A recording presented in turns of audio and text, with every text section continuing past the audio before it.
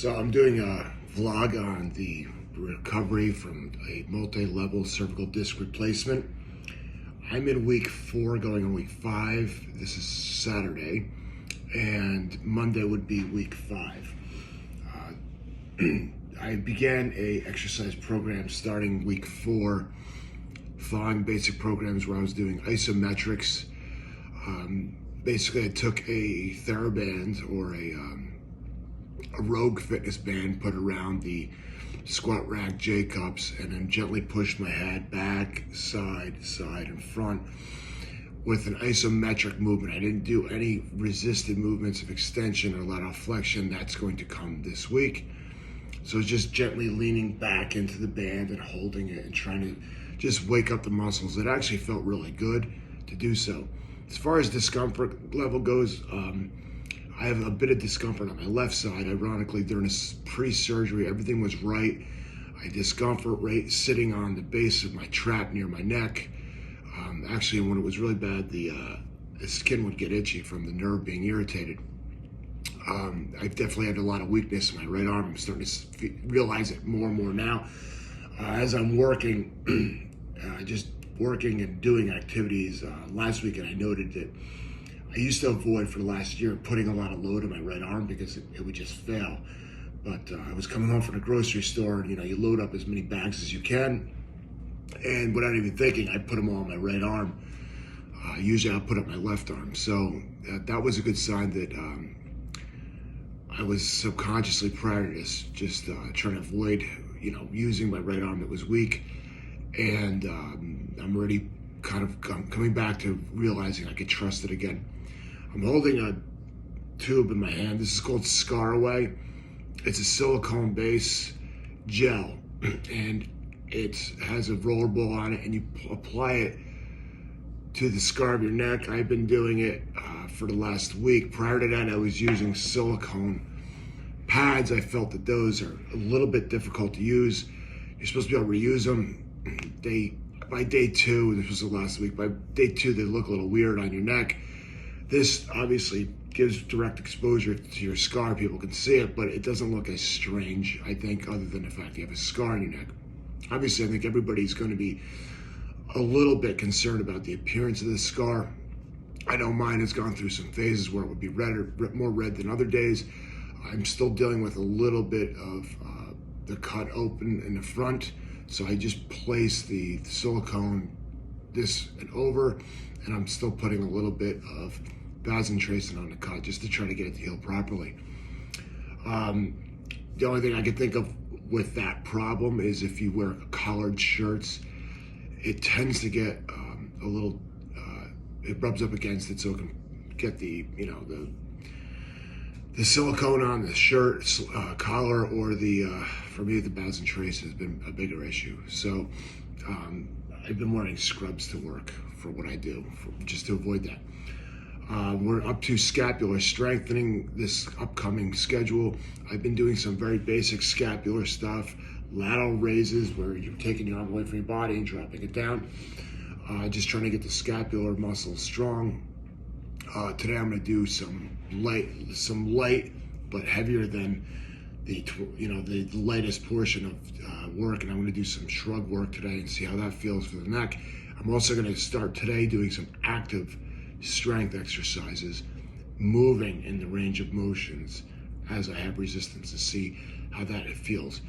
I definitely feel like my right bicep is coming back.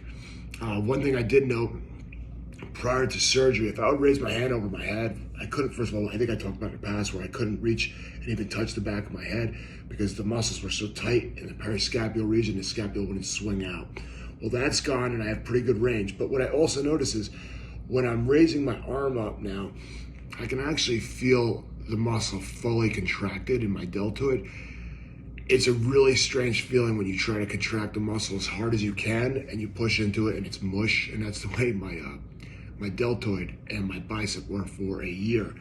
So was really concerning. As far as radicular symptoms, I have nothing going on in my right arm right now, which is very encouraging. It feels great. I do, however, have a little bit of symptoms in my pinky side, ulnar side for medical people, forearm, and a little bit of feeling in my left tricep.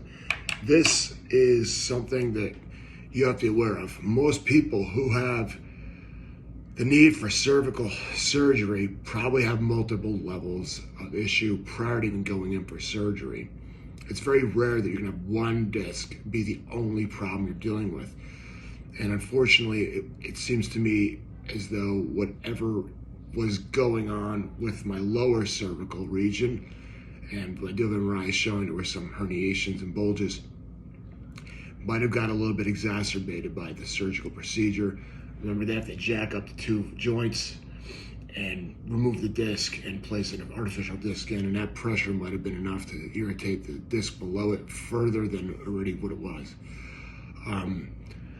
It's a little discouraging because I did have I never had much of any symptoms in the left arm. I was noticing right before surgery a little bit of numbness in the arm once in a while, with extreme pressure on my elbow, but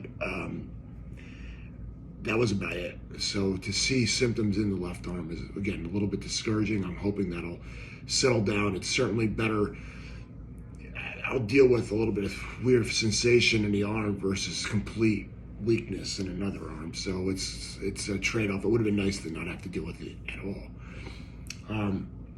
I'll probably post another video after week 6. That's when you can take the gloves off, so to speak, with the strength training.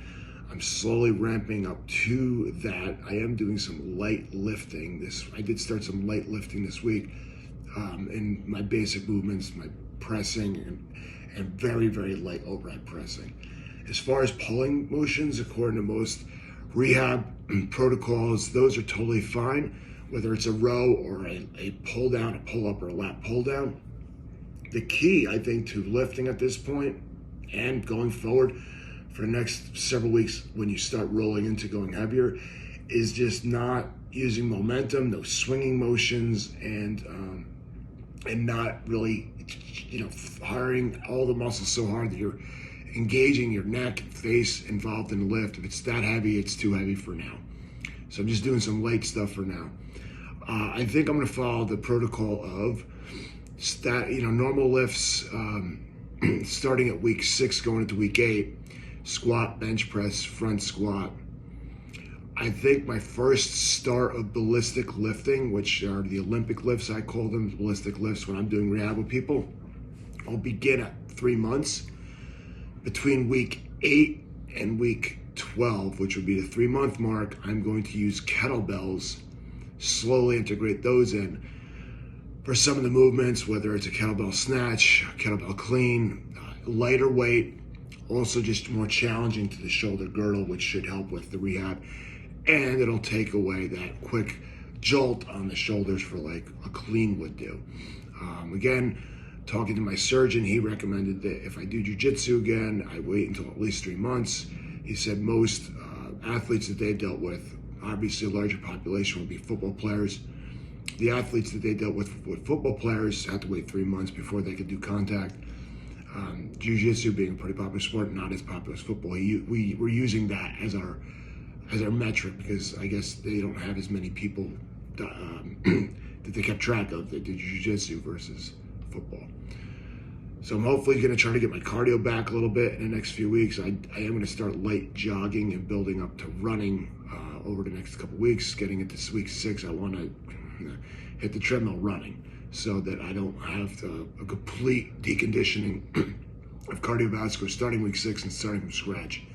So I'm trying to incorporate a little bit of Peloton bike and some treadmill work on then. I will report back, I think, after week 6 once I begin lifting and seeing how it feels.